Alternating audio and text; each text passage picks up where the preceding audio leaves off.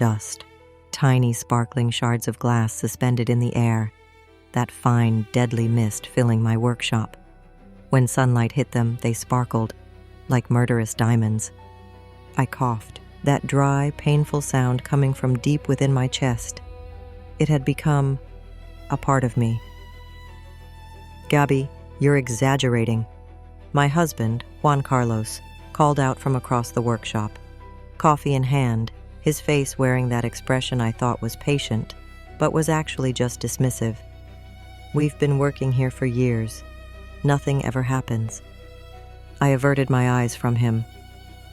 I turned my gaze to the silent pipes of the ventilation system that had been broken for 3 months.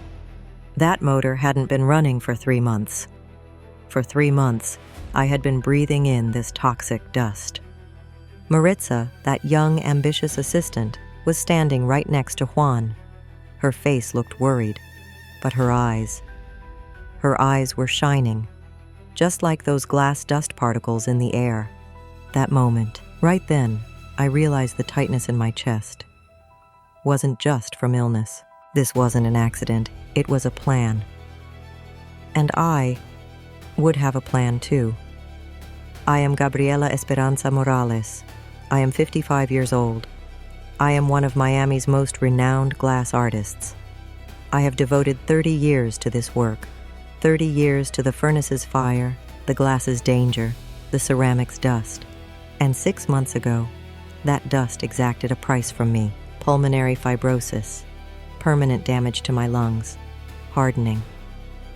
My doctor, Sophia, said, "Gabriela, stay away from dusty environments. Use protective equipment. Otherwise, the disease will progress rapidly." And my husband of 28 years, Juan Carlos, was slowly trying to kill me. That night, in my bedroom, listening to the disgusting wheezing of the oxygen machine, my hand involuntarily reached for that old photo next to the bed. 28 years. The man I gave 28 years of my life to.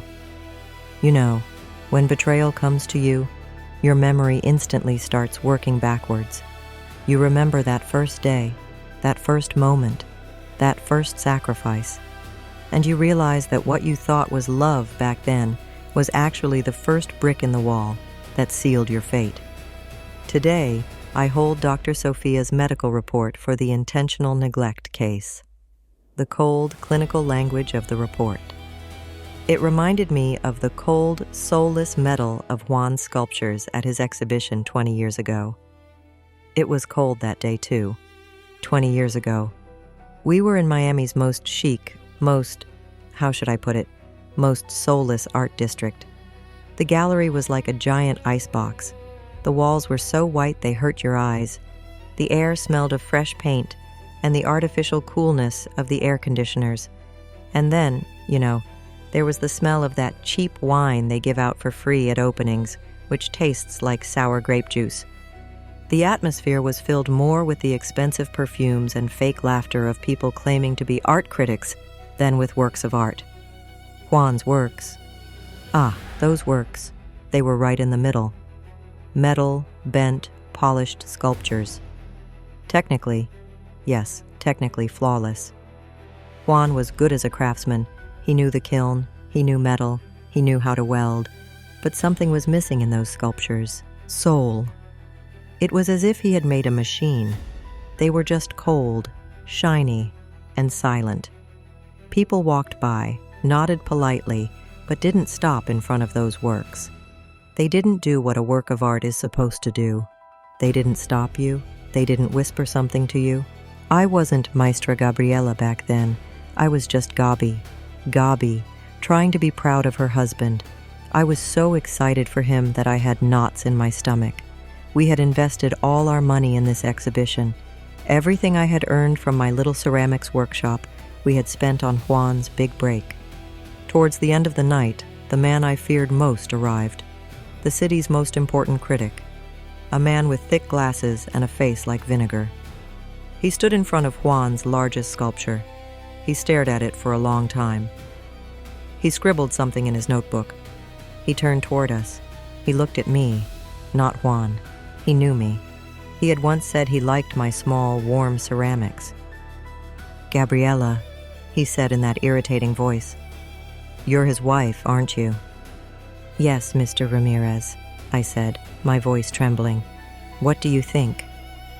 The man adjusted his glasses. He looked at the sculpture again. And he said that sentence. The sentence that finished Juan off.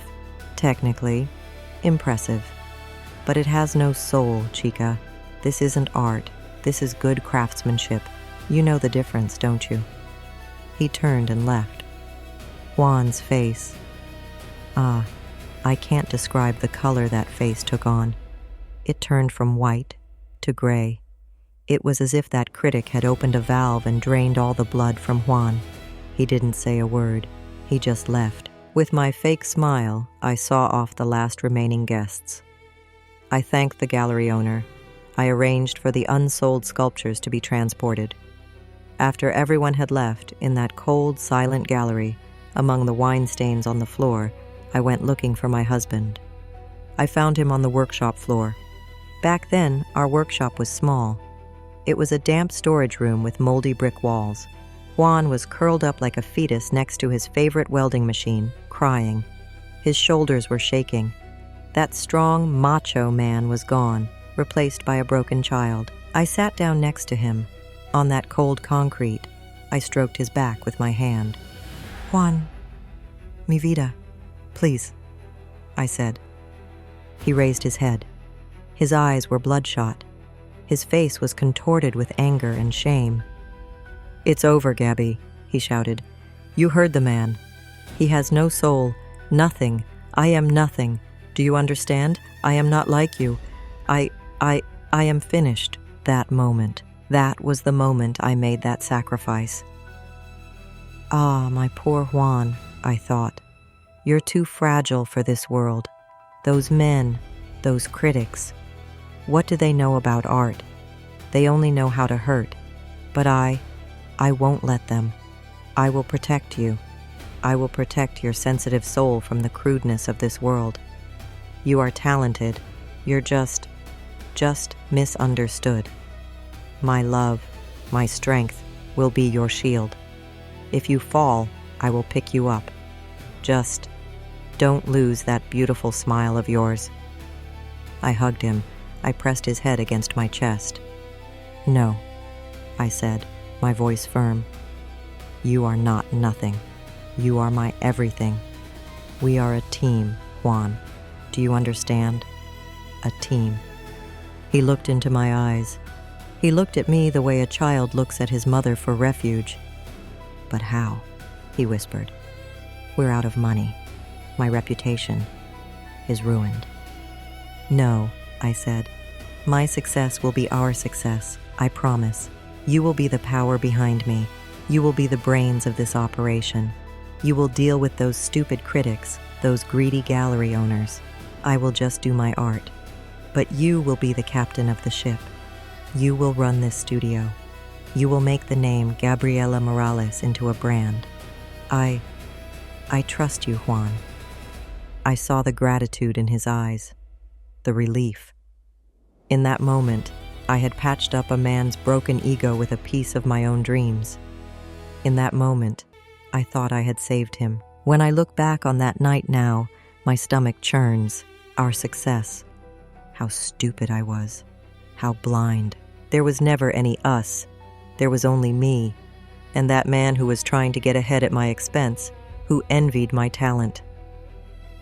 That day, I didn't give him a shield. That day, I gave him a weapon, my success, a weapon he could use against me. That day, when I said, "You will lead," I was actually saying, "You will control my life too." He accepted being the captain, but not to bring the ship to port, to sink it in the first storm and escape with all its treasure. That day, on that cold concrete, I gave him my soul. He took my soul and imprisoned it inside one of his soulless statues. And for 20 years, he watched me freeze inside that ice-cold metal. While I was telling him, "I'll protect you," he was thinking, "How can I exploit you?" My sacrifice became fuel for his narcissism. And then came my light capture technique. My memory jumps from that first day to about 10 years later. We had moved from that small, damp workshop to this huge workshop where I was now slowly being poisoned. The Gabriela Morales brand had grown. Juan had kept his word. He was now a business manager. He wore suits and attended important meetings. I, however, was still in the mud and glass. This morning, in the middle of one of those disgusting coughing fits, I looked at the glass in my hand. One of my first attempts from years ago. Back then, I wasn't trying to capture the light, just to reflect it. Even this glass carried more of me than those fake attempts Juan and Maritza are now trying to replicate. It was 15 years ago. For months, maybe even years, I had been chasing a secret. Inside the glass, I was looking for a way to trap the light. Not just reflect it. I wanted it to absorb it, bend it, and give it back in different colors from different angles. This was my holy grail. I didn't sleep for nights on end. While Juan slept soundly in our bedroom, between those expensive Egyptian cotton sheets, I was here, in the workshop, with that little leather-bound notebook in my hand, written in codes only I knew. The workshop was my refuge at night. There was that faint smell of ozone in the air coming from the heat of the kilns, that smell of burning gas, that dry taste of ceramic dust burning your throat, and the smell of my special formula, the sharp, earthy smell of metallic oxides, of some rare minerals. I tried hundreds of times. I failed hundreds of times. Each time the glass either cracked, or the colors turned muddy, or the light escaped me. But that night, it was 4 a.m. I opened the kiln. I put on my protective goggles, my thick gloves. With tongs, I pulled out the glowing vase. Even as I placed it on the cooling rack, I knew it had worked. As the vase cooled, a miracle happened.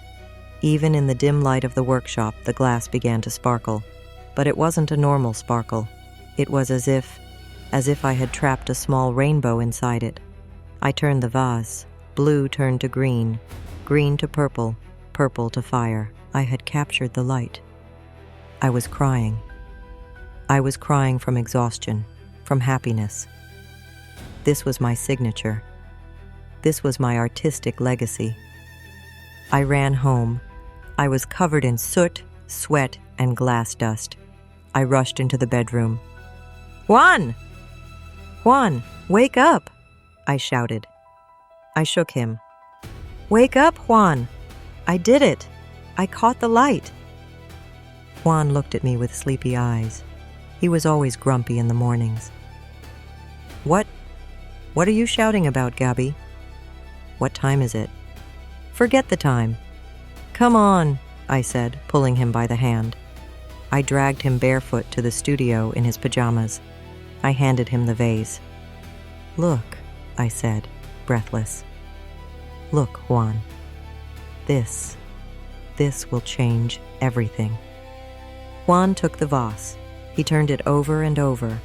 Under the light of the workshop, he watched the colors dance. I was expecting admiration on his face. I was expecting him to say, "Congratulations, my love. You're a genius, Gabby." He paused. He paused for a long time. Back then, I thought, he's thinking. He looked at me. There were no tears in his eyes like there had been at the exhibition that night. But there was no artistic admiration either. There were dollar signs in his eyes. "Gabby," he said, his voice changed. He was wide awake. This is incredible. How do we turn this into money, Gabby?" It was like a punch to the stomach. "What?" "Patent," he said, his voice rising. "We have to patent this immediately. You mustn't show this formula to anyone, do you understand? Anyone. This is a fortune, Gabby. This is our retirement, our children's future." At that moment, I swallowed that little disappointment. I silenced the little voice that wanted to say, "But this is art." He's right, I thought. Juan is right. He's thinking practically. I'm the dreamy artist, but he keeps our feet on the ground.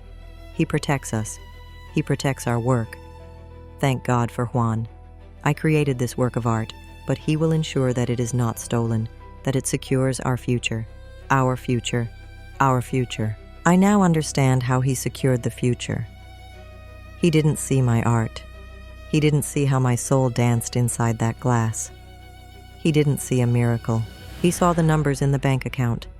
He thought, how can I get this fortune without Gabriela? That day, when he asked, how can we turn this into money? He was actually asking, how can I remove you from this equation? My light capture technique was, for him, just my slow death decree. While I was coding that formula into that leather notebook, he was planning how to crack those codes, how to steal that notebook from me.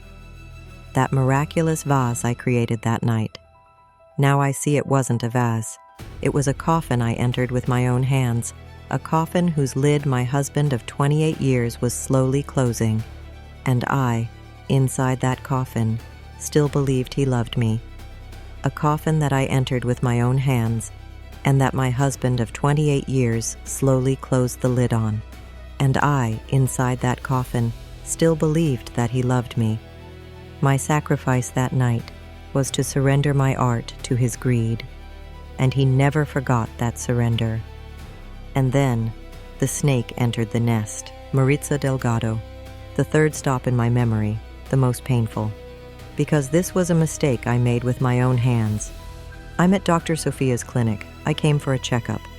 In the waiting room, there's a young intern. Her eyes are shining. She's running around, helping the doctors. She's so enthusiastic. Just like Maritza's fake enthusiasm that first day. My stomach churned. I looked at that intern and wanted to say, "Run, girl. You don't see the snakes here." It was 3 years ago. The workshop had grown too big. Juan kept saying, "Gabi, you need an assistant. You can't keep up with the drawings. You can't look after the kilns on your own. You'll get sick." How ironic, right? You'll get sick. How concerned he was about my health. When Maritza came for the interview, I can't forget that scene. The studio was quiet that day. The air had that sweet smell of clay, as always. Maritza walked in. She was 29 or 30. She was wearing a dress that was obviously not expensive, but it was clean and ironed. Her eyes were big. And she was hungry for success. She stood in front of my work, in front of the largest piece in the Catching Light series. "Maestra Gabriela," she said, her voice trembling. I can't believe it. I'm your fan. I have been for years. I have a degree in art history. But I want to learn here, in the clay, not on paper." She turned to me. Her eyes, they were almost tearful. "Please, Maestra, give me a chance. I don't want money. Just let me be by your side. I'll sweep the studio. I'll mix your clay. Just let me watch you, to learn your techniques, to see how you capture that light. That would be the greatest school for me." Do you know what I saw in her? I saw myself. I saw that ambitious, art-hungry Gabi from 30 years ago. I wanted to mother him. You know, we Latin mothers, that's how we are. We want to protect and teach what we know. I turned to Juan. He was also at the interview, sitting quietly in the corner. "What do you think?" I said, in Spanish. Juan shrugged. He acted like he wasn't very interested at the time. "I don't know, Gabi. Let's not get ourselves into trouble. He's very inexperienced, but if you want to, you're the boss." I wanted to. I couldn't say no to him. I couldn't say no to those hungry eyes, and the snake entered the garden. I mothered her. I trusted her.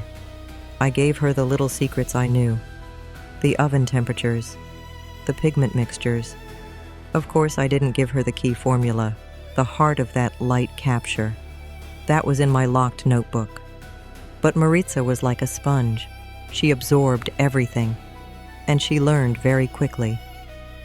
A year later, Juan came to me. "Gabi," he said, "this girl, Maritza, she's very talented. Let's not just keep her as an assistant. It's a waste." "What shall we do?" I asked. "There are advanced metallurgy and chemistry courses at the university. Let's send her there. Let her grow. She'll help you understand your special formulas better. She'll help you more. What do you think?" What a thoughtful husband, I thought. He wants my assistant to grow to lighten my load. How generous. This girl will get somewhere because of me, holding a woman's hand.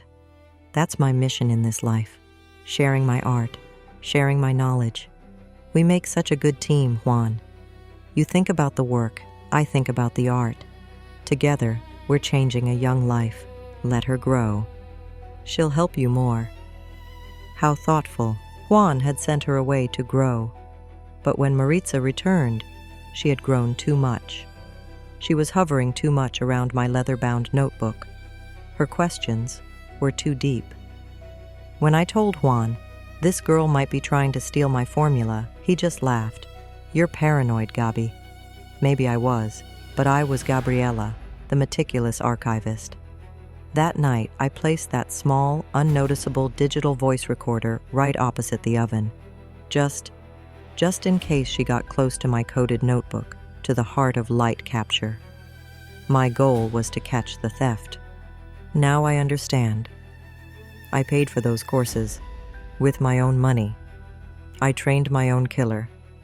Juan didn't send him to develop. Juan sent him so he could acquire the chemistry knowledge to decipher the codes in my locked notebook. It wasn't to help you more. It was to help me kill you faster. I mothered him. I trusted him. He was sleeping in my husband's bed. He was stealing my formulas in my workshop, knowingly allowing the ventilation to remain broken, even though that dust was filling my lungs. I treated her like my daughter. She was digging my grave. My sacrifice, my stupid, blind, let all women be saved good intentions, became the milk that fed the snake that took my home, my art, my life. These are my sacrifices. I put my husband's broken ego before my own success. I sold the soul of my art to my husband's greed. And I raised my killer with my own hands, with a mother's affection. And now I'm here. My lungs are full of dust. My heart is full of pain. No more sacrifice. Now it's time to settle the score. I was still that sick, coughing, slowly fading Gabriella. Yet inside me, an icy silence had begun. I no longer asked why. I no longer cried. How could this happen? I just watched. Not like a victim, like a hunter. They used to say I was a silent volcano. Well, the magma inside that volcano began to boil after that night. But I didn't let any smoke out. I just waited. I gathered evidence. And they thought my silence, my acceptance, was stupidity. They thought it was helplessness, and that only increased their cruelty. Dr. Sophia said, "Don't take a single step without a mask, Gabi. Get the best one. One with filters." With my own money, without Juan knowing, I ordered the most expensive, most professional mask online. One of those masks used for industrial chemicals with double filters that fit your face perfectly. That morning, I entered the workshop wearing that mask. Juan and Maritza were in the oven section, huddled together, talking about my drawings. When they saw me like that, they paused at first. Maritza, with her fake concern, said, "Oh my God, Maestra, are you okay?" Juan laughed. His deep, dismissive laugh echoed off the workshop walls. "Gabi, what are you doing?" he said, setting his coffee down on the table and walking toward me. His face wore that expression I thought was fatherly, but was really just saying, "You're a kid. Customers are coming, mi amor. You look like a clown." I froze. I could smell the plastic of the mask. I could hear my own breathing. "Juan, doctor," I began, my voice muffled by the mask. "Forget the doctor now," he said. He raised his hand and and pulled that mask off my face. He did it so suddenly that the elastic pulled my hair, and it hurt. He waved the mask in his hand. "You're overreacting, Gabby. We've been breathing this dust for years. Nothing's happened to us. Now this madness? You'll scare the customers. People don't want to buy anything from a sick artist. It's a sign of weakness." Maritza at that moment added, "Yes, Maestra. Juan is right. Seeing you like this, it's very sad." Clown. Weakness. Sad, because I'm trying to protect my own life. At that moment, I heard a crack inside that volcano, but I was still silent. I smiled. I plastered that fake smile on my face. "You're right," I said, my voice trembling. I guess I overreacted a little. It's just, I'm having trouble breathing lately." "There," said Juan, throwing the mask onto the counter. "So you rest in your room. He said, smiling at my disgusting assistant, his lover, his murderous partner. "We'll take care of this place with Maritza." That day, I stared at that thrown mask. He hadn't just pulled off a mask because of me. He had pulled off my last defense, my right to breathe, and I had allowed it, because at that moment, I wasn't ready to fight. At that moment, I just inhaled that poisonous dust once again deep into my lungs, and the torment continued. A few days later, I was forced to work with those new, cheap materials that had been purchased for economy reasons. Juan said, "Gabi, Art Basel is coming up. We need new pieces." "We need your signature," he said. "Maritza tried, but it's not the same as yours." I knew. There was a key to that light capture formula, a key that only I had, that I hadn't even written down in that notebook, that was only in my head. He wanted it. He wanted me to show them that formula. I had to sit down, at the head of those new, cheap glass powders, those sharply chemical-smelling pigments. The ventilation was still broken. The dust was thicker than usual that day. The smell of the new material stung my throat and eyes, a metallic, acidic smell. Right then, I realized the tightness in my chest wasn't just from the illness. That night, when I woke up in my bedroom from a coughing fit, I remembered that little recording device in the workshop. Maybe Maritza had gone through that notebook again while I was gone. I accessed the recordings on my phone, and I heard them. Maritza's voice. "Juan, this woman just won't die. She's only sick. My patience is running out." Juan's voice. "Be patient, mija. As long as that ventilation stays broken, those new chemicals will speed things up. Even the doctor will say it was an accident. That Maestra's lungs guarantee our future." That moment, I dropped the phone. I wasn't trying to catch a thief. I was listening to my own killers. Within the first half hour, the crisis hit. First, it was a slight tickle. Then, that uncontrollable tremor coming from deep within my chest. I was coughing. But this wasn't a normal cough. It was suffocation. I couldn't breathe. Tears were streaming from my eyes. I clung to the counter. My lungs felt like they were being ripped out of me. Maritza was standing right in front of me. She was watching me. She had a glass of water in her hand. She didn't take a single step toward me. There wasn't even a trace of fake concern on her face. She was just watching, curiously, as if watching an experiment in a laboratory, like a scientist wondering, will this dose kill her? At that moment, in the middle of that coughing fit, gasping for breath, I was suffocating from the way that young woman, the woman I treated like my daughter, was watching my death with such coldness, with interest. "Maestra, are you okay?" she said, her voice so calm. I looked into her eyes. I looked at her with the last part of me that wanted to say, "Help me." She just smiled. "Maybe you should take a break," she said. "Don't push yourself. We'll handle it." That word, we. That word, we, was a poison sharper, more deadly than that chemical smell. I knew it. You would handle my funeral too. That day, I left the workshop. I ran to my oxygen tank, to my prison in that bedroom. And that day, I swore I would never again set foot in that workshop, that poison chamber. But the torment wasn't just physical. In my empire, they turned me into a beggar. Dr. Sophia had prescribed new, stronger drugs to slow down the hardening in my lungs. Gabby, these are expensive, but they're necessary, she said.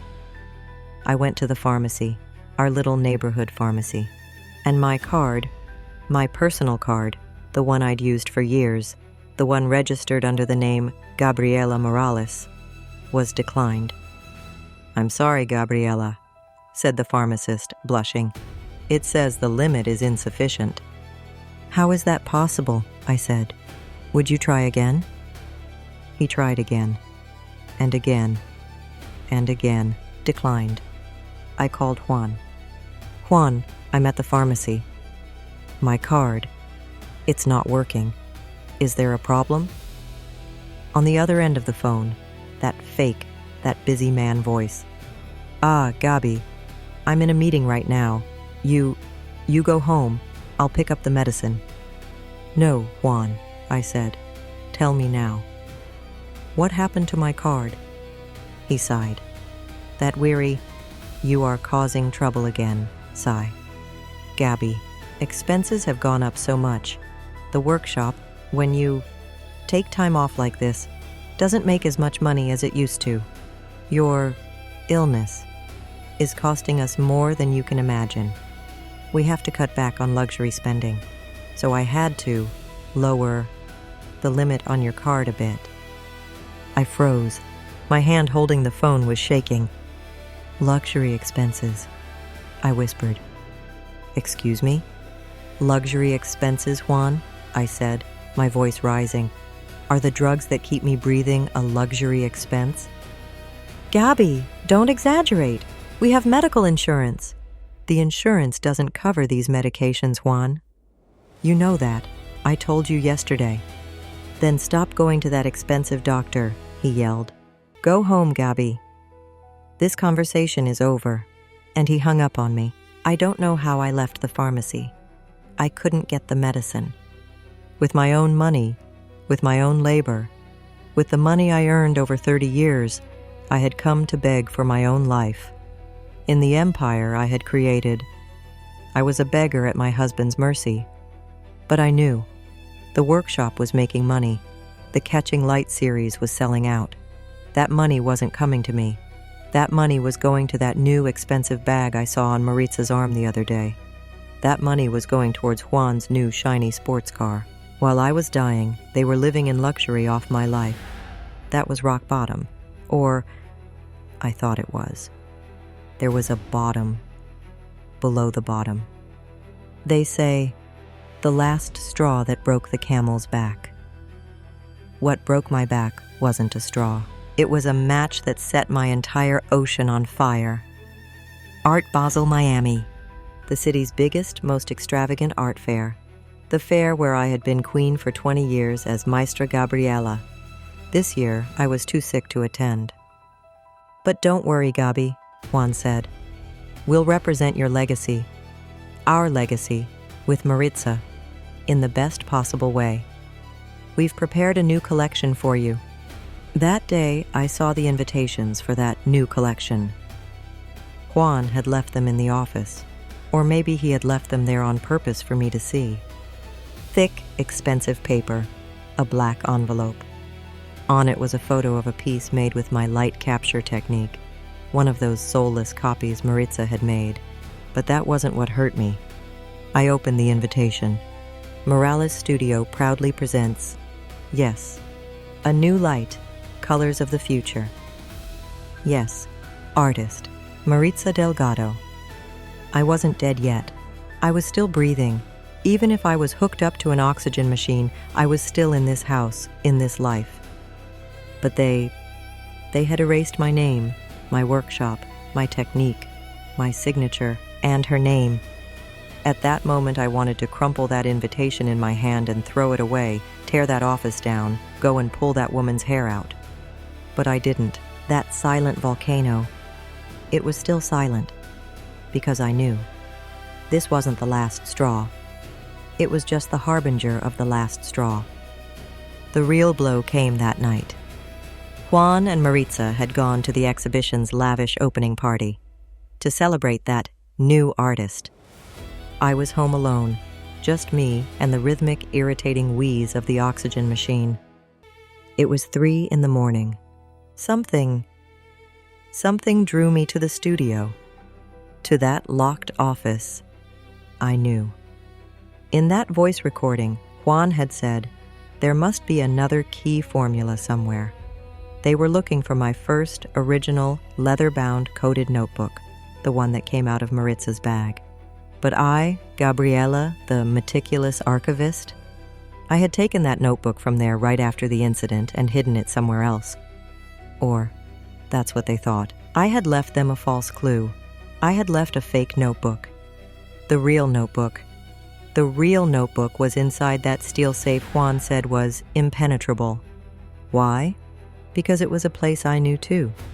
Because the safe's code was our wedding anniversary. How ironic, isn't it? That night, in my weakened state, dragging that oxygen tank behind me, I entered that office. I entered the code. That heavy steel door opened silently. My notebook was there. It was my 30 years. It was my handwriting. It was my codes. I took it in my hands, and something was wrong. The notebook smelled strange. Burnt, number, chemical. It was the smell of that advanced chemistry course Maritza had taken with my money for her development. I opened the notebook. The pages. Oh God, the pages. Torn. Burned. No, not burned. Dissolved with ACID, those incompetents, those ignoramuses, those fools. They couldn't crack my codes. They couldn't solve that formula. They couldn't understand the heart of that light capture. And in their greed, they conducted chemistry experiments on that notebook, on my life. They tried to analyze the ink, and they ruined everything. 30 years of my work vanished in a cloud of acid fumes. I turned the pages, trembling. Most were stuck together, an illegible, muddy mess. But one page. The first page of that notebook. It was the dedication page I wrote 15 years ago, on the morning after that miraculous night. To Juan, the strength behind me, the love in my heart. This success is ours, the page. It too had melted in the acid. My handwriting, those words of love, had flowed away in that chemical. But between the burnt, sticky pages, there was something deliberately squeezed in there for me to see. It was a copy of the Art Basel invitation I had seen at the office, that thick, expensive paper. On it, a photo of that soulless work Maritza had copied, and that writing, Artist Maritza Delgado. That moment. Right then, the wheezing of the oxygen machine seemed to stop.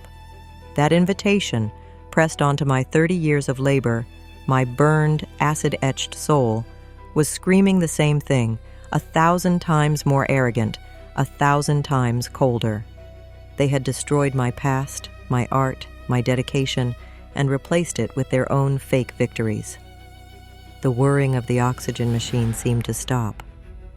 I felt the blood drain from my body, but then, that silent volcano, that mountain that had been collecting lava inside for 55 years, erupted, but not outward. Inward. I took off the small oxygen mask on my face, that toxic workshop air, that deadly dust from the broken ventilation. I inhaled it deeply, so deeply. And this time, the dust didn't suffocate me. This time, that dust ignited the volcano inside me, the fire, the lava. Their attempts to kill me. Yes, that was betrayal. Stealing my money. Yes, that was theft. Removing my name from that invitation. Yes, that was humiliation. But this was different. This wasn't murder. This was a sacred space violation. They hadn't tried to steal my art. They had burned my soul. That notebook, that was my 30 years, my sleepless nights, my tears, my foolish love for the man I thought was my husband, my victory. And they, with their ignorant, crude, clumsy hands, had destroyed it. Why?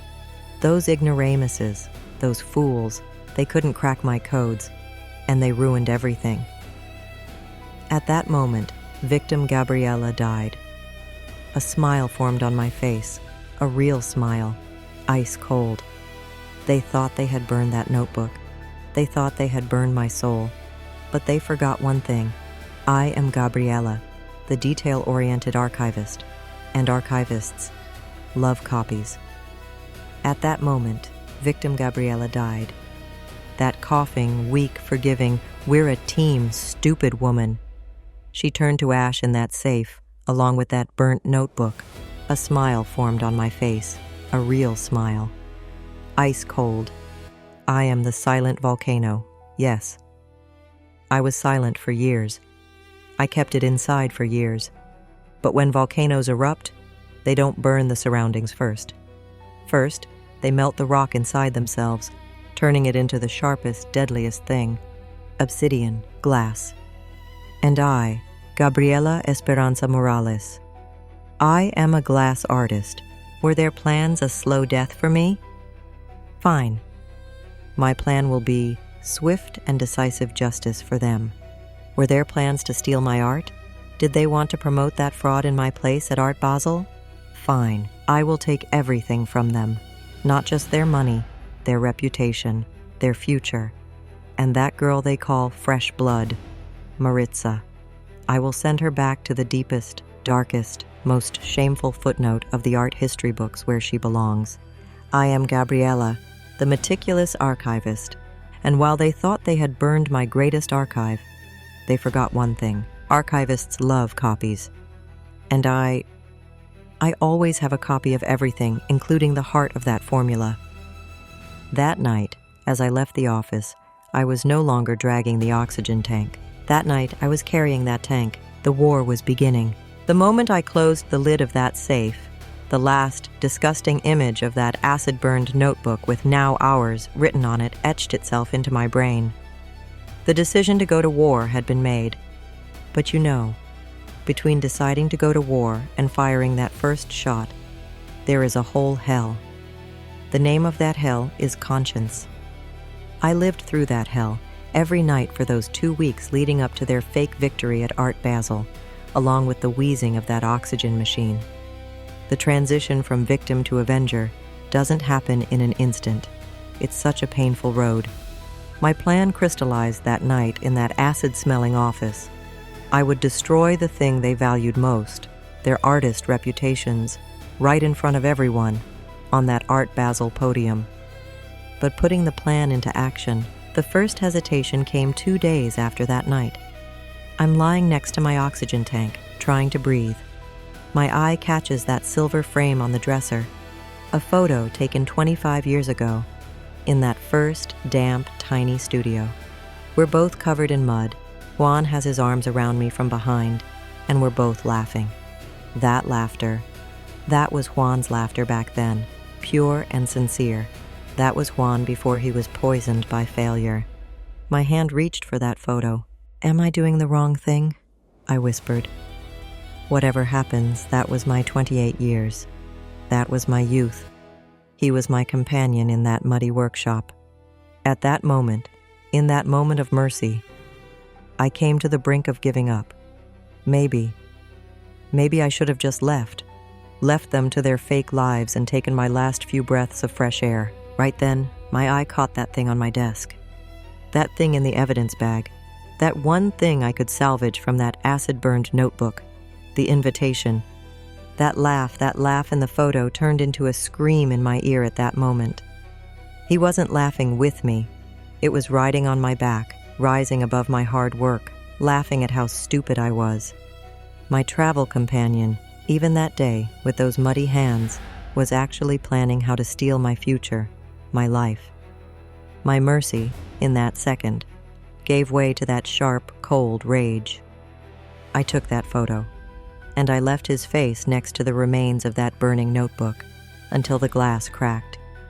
The second cycle was harder. The most important part of my plan, my secret weapon, was Dr. Sophia. Dr. Sophia wasn't just my doctor. She had become my witness. That week, I visited her again. I told her everything. About the burned notebook, about the voice recording. Sophia listened to me. Her face was that of a surgeon, emotionless, but angry. "Gabriella," she said, "this goes beyond a case of willful neglect. This is outright attempted murder. We're going to the police. NOW. "The police?"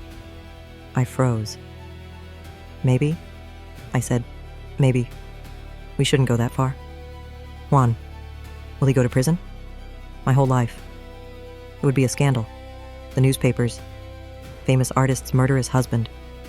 No, I can't do it." At that moment, I was truly afraid. Revenge was one thing, but to see Juan, my 28 years, my life, behind bars, just then, Sophia placed a piece of paper in front of me. "You don't want to go to the police?" she said. "Fine. Then look at this." It was a bill. "What's this?" I asked. "This," said Sophia, "is Juan's quote for repairing your broken ventilation system. It's from 3 months ago." I didn't understand. "Now," she said, "this is the cancellation record for that repair." My eyes darted between the two dates. Quote, date, 6 months ago. Cancellation date, 6 months ago, the day after I got my diagnosis. "He wasn't protecting me," I whispered. "No, Gabby," said Sophia, her voice ice cold. "He knew how valuable an asset you were, and he was waiting for that asset to die so he could inherit the genius's legacy. This isn't a scandal, Gabby. This is a struggle for survival. Now choose, either you or them." That cancellation bill. It burned and destroyed that last shred of mercy I had, that last maybe, like an acid-filled notebook. The third hesitation was the shortest, but the most insidious. Maritza. In the middle of the night, I woke up from a coughing fit. What if that girl, that Maritza, she's so young. Maybe she's Juan's victim? Juan manipulated her? Maybe she was innocent, just like when she first came to the workshop. That mother side of me, that stupid side of me that says all women should be saved, reared its head one last time. Then I reached for my phone on the nightstand. That voice recording. I put on my headphones, and I listened to that voice, that sly, impatient whisper, one more time. "Juan, this woman just won't die. She's only sick. My patience is running out. Number." She wasn't innocent. She wasn't a victim. She was the snake herself. That night, my plan was set. There was no more hesitation. There was no more mercy. Now, there was only Gabriella, the meticulous archivist, and my secret weapon. You know, they thought they burned my biggest archive, that leather-bound notebook. They were so stupid. So analog. While they were doing those stupid chemistry experiments on that notebook, they never thought about when I transferred every page of that notebook, every single code, to digital media. I am an artist, but I am also a businesswoman who has been dealing with patents and copyrights for 30 years. I am Gabriella, the archivist, and archivists love copies. The next morning, I asked Dr. Sophia to take me to the bank. With my oxygen tank and my wheelchair, I moved across that marble floor to my private safe. The safe Juan didn't even know existed. What was inside? Inside was a small silver USB drive containing high-resolution scans of every page of that acid-burned notebook. But that wasn't the real ace. The real ace was the thick, legal document signed 15 years ago, sitting next to that USB, the international patent for light capture technology. Juan knew I had the patent, yes. But what Juan didn't know was that my meticulous archivist side had added that small special clause to the patent. Even back then, I must have suspected Juan's greed for turning it into money because I had my lawyer add a secret clause. The clause was this: in the event of Gabriela Esperanza Morales' death or incapacitation, all her artistic legacy and patent rights, including the light capture technique, to her husband, Juan Carlos Vega, not to the Esperanza Young Artists Foundation, established in my name. Juan thought he would get everything upon my death: the studio, the house, the money, and most importantly, that formula.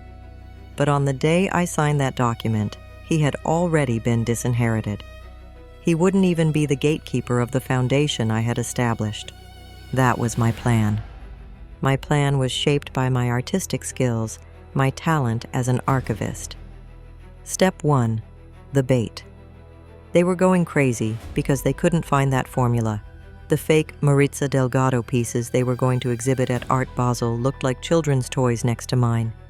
I needed to leak the existence of that USB drive to them. Step 2. The trap. I would accidentally call my lawyer on the phone where Juan could hear. Ah, yes, those digital copies on that USB. Thankfully, they're safe in the bank vault. Along with my will, they'll be transferred to the foundation. Step 3. The fake plan. They would go crazy trying to stop that USB and that will. I would send them a message on the night of Art Basel, the night that fake artist Maritza would be on the catwalk. Don't go on that catwalk. Don't do that fraud. If you do, the real formula on that USB, and that will document. That night, I will personally deliver them to Mr. Ramirez, the fair's biggest sponsor. Yes, that critic from 20 years ago. They would think I was coming to the fair that night to ruin everything. Step 4. The real plan. But I wasn't going to that fair. I was going to sit at home that night with my oxygen tank. While they, Juan and Maritza, were up on that stage, under those spotlights, enjoying their most cherished prestige, my silent volcano would erupt right in the middle of that stage, hundreds of miles away. This wasn't revenge. This would be a work of art. Its name, The Cold Color of Justice, that night. That Art Basel night. I wasn't at that lavish, hypocritical party. I was in my bedroom. My oxygen machine, that machine I hated, that was my prison, was humming beside me as usual. But that night, that humming sounded like a lullaby to me. On my knees, between those expensive Egyptian cotton sheets bought with my money, my laptop was open. I was watching the live broadcast of Art Basel Miami. They were there, both of them, in the front row, in the most expensive, the most important seats. Juan, in that tuxedo, looking like such a successful businessman. Next to him, that snake, Maritza, wearing a bright red dress that I could swear was bought with my money, the red of my famous light capture technique. My stomach churned, but that silent volcano, he was ice cold. Look, Gabby, I said to myself. Look how they've dressed up your life. Look how they're selling your sweat, your blood, that glass dust filling your lungs as success. Spotlights, laughter, applause. And then, that man came on stage. Mr. Ramirez, the critic who said my husband had no soul 20 years ago. Irony of fate, he was now the fair's biggest presenter. And now, said Ramirez in that annoying voice of his, the most exciting moment of the night, the Rising Visionary Award, Master of the Future, a breath of fresh air, Maritza Delgado. The music swelled. Juan was the loudest applauder. Maritza glided onto the stage in that red dress. She reached for the heavy glass award. She stepped up to the podium. With that victorious smile on her face, she took a breath to begin her speech. And then, that moment, my plan began. Behind Maritza, on that massive wall-to-wall LED screen, her so-called works were supposed to be playing. The screen went black for a moment, The audience thought it was a technical glitch.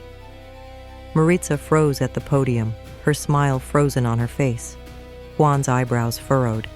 The live broadcast director was frantically trying to fix something, but when the screen came back on, Maritza's work was not there. There was the work of that digital artist, a young genius, which my lawyer Alejandro had secured for the Esperanza Young Artists Foundation. In the middle of the screen, with icy clarity, a single document appeared. Document 1, Ventilation Repair Cancellation Invoice. Date, March 6, 2024. One day after Gabriela Morales' diagnosis. Cancellation approval, J.C. Vega. At that moment, a collective gasp rose from the room. Juan jumped to his feet, his face ashen. "Cut it! Cut the broadcast!" he shouted. But it was too late. The broadcast did not stop. On the contrary, that genius hacker had taken complete control. At that moment, that image was not only on the screens in that room, but also on the live broadcast stream going out to the entire world. The screen changed. Document 2, Toxicology Report, ArtChem New Pigment Series. Conclusion: banned in Europe, high-dose inhalation directly causes pulmonary fibrosis, lung hardening. Maritza began to tremble. This isn't right. And then, the final blow came. The screen went dark again, and from all the speakers in the hall, that disgusting audio recording exploded into the ear-piercing silence. Maritza's voice. "Juan, this woman just won't die. She's just sick. I'm losing my patience." Juan's voice. "Be patient, mija. As long as that ventilation stays broken, those new chemicals will speed things up." At that moment, it descended into chaos. The respectable crowd began to boo. Flashes were going off, people were shouting. Juan and Maritza tried to run for the exit, but that meticulous archivist Gabriela had thought of that too. They had security stationed at the doors to prevent me from going on stage, but they weren't there to stop my guests. The live broadcast camera, still under my control, followed Juan and Maritza as they ran towards the exit, and right in front of the door, two people appeared, Dr. Sofia Ramos and my lawyer, Alejandro. But they weren't alone. With them were two uniformed police officers. Dr. Sofia calmly handed the file in her hand to the police. Alejandro blocked Juan's path. At that moment, those flashes, those cameras, exploded on their defeated, broken faces. I slowly closed the lid of my laptop. What followed? What followed was like an avalanche. News, headlines, courts. Juan and Maritza, like those captured scorpions, immediately started stinging each other. Maritza said, "I'm the victim. He manipulated me." Juan said, "That ambitious snake, she did everything." But that cancellation bill, those toxicology reports, the remains of that burned notebook, and of course, that voice recording, that meticulous archivist had left them nowhere to run. Juan for attempted murder, willful negligence, and fraud. I don't even know how long he got. My lawyer said he'll have plenty of time now, making those soulless metal sculptures. Maritza, she got a lighter sentence for testifying against Juan, but it doesn't matter to me. He was erased from the art world, that fresh breath, that master of the future. He became, as I promised him, the most shameful, darkest footnote in art history. No one wanted to hear the name of that thief assistant ever again. The studio, that poisonous studio, was sold. It became the initial capital of the Esperanza Foundation. And me? That night, I made a promise to Dr. Sofia. "Fresh air, Gabby," she said, "both figuratively and literally." I kept that promise. Now, I'm not in Miami. I'm not in that glamorous fake world. I'm in a small coastal town, one of those untouched villages in Oaxaca that overlooks the ocean. Here, I have a small, whitewashed house and a workshop. But this workshop, it's not like that old poison chamber. It's an open veranda. There's no ventilation system. Because there's no need. The ocean's salty, clean wind blows through that workshop all day long. My lungs. They're still wounded. That damn fibrosis hasn't gone away. It's with me. It's a permanent mark of my 30 years of work, of that betrayal. But it's not progressing anymore. The oxygen machine, that wheezing, gone. It stayed in Miami, along with my old life. Here, there are the first students of the Esperanza Foundation, young artists with shining eyes, those hungry eyes, those eager eyes, just like Maritza on that first day. But I am no longer that stupid blind mother. I don't just teach them the light capture technique. She's safe with me. I teach them something more important than that technique. Protect your signature, I tell them, as they knead the clay facing the ocean. Your art is your soul, and your soul has no price. Also, I tell them, always keep a copy. Dr. Sophia came to visit me last month. We were watching the sunset on the porch, that fire pouring over the ocean. "You're breathing, Gabby," she said, smiling. I smiled. I took that piece of ceramic in my hand, fresh from the kiln, small, flawed, but mine. "I'm breathing, Sophia," I said. "This is better than happiness. This is justice. I am Gabriela Esperanza Morales. I am a glass artist." They tried to break me in that highest fire, that kiln of betrayal, but there was one thing they forgot. Glass doesn't just break in that fire. In that fire, it reshapes itself. And when that glass breaks, each piece reflects the light it holds within, sharper and brighter than ever before.